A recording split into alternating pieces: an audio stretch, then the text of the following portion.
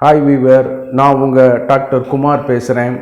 பொதுவாக நம்ம கிராமப்புறங்களில் ஒரு பழமொழி வழக்கத்தில் இருக்குது.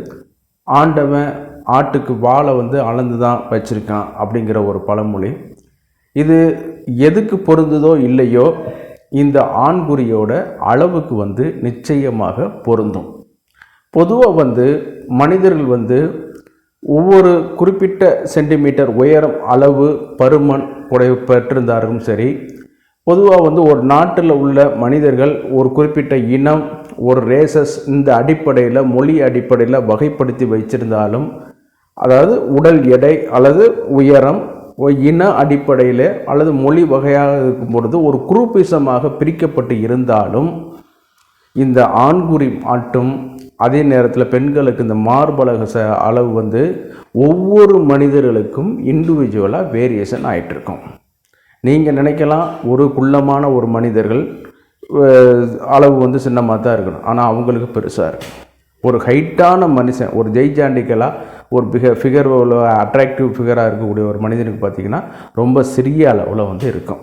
சரிங்களா? இது ஏன் இந்த மாதிரி ஆகுது, இதை சரி பண்ண முடியுமா அப்படிங்கிற பார்க்கக்கூடியது தான் இன்றைக்கி உள்ள இந்த வீடியோ தலைப்பு. இந்த நிகழ்ச்சிக்கு போகிறதுக்கு முன்னாடி வழக்கம் போல் உங்களோட ஒரு சின்ன வேண்டுகோள். நிகழ்ச்சி உங்களுக்கு பிடிச்சிருந்துச்சுன்னா லைக் பண்ணுங்கள். மறந்துடாமல் அடுத்தவங்களுக்கும் பயனுள்ளதாக இருக்குதுன்னு கேட்டிங்கன்னா ஷேர் பண்ணி எங்களுக்கு ஹெல்ப் பண்ணுங்கள். மறந்துடாமல் சப்ஸ்கிரைப் பண்ணி எங்கள் நிகழ்ச்சியை அடுத்த லெவலுக்கு கொண்டு போகிறதுக்கு உங்களுடைய உதவி தேவைப்படுது. மறந்துடாமல் சப்ஸ்கிரைப் பண்ணுமாறு மிக பணிவோடு கேட்டுக்கொள்கிறேன். நான் உங்கள் டாக்டர் குமார். வாங்க நம்ம நிகழ்ச்சிக்குள்ளே போகலாம். பொதுவாக நம்ம முன்னர் சொன்ன மாதிரி ஆட்டுக்கு வாழை அளந்து தான் வச்சுருக்கான் அப்படிங்கிற மாதிரி இந்த ஆண்குறியோட அளவு நம்ம மார்பக அளவு இப்போ விட்டுருவோம். ஆண்குறியோட அளவு இண்டிவிஜுவலாக ஒவ்வொரு மனிதனுக்கும் வேறுபாடு இருக்குது. அது மாற்ற முடியாத ஒரு கருத்து.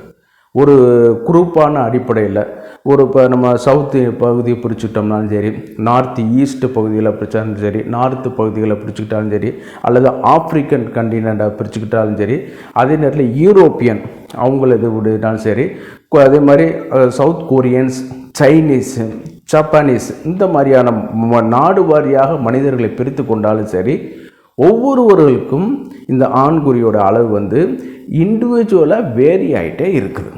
சரிங்களா?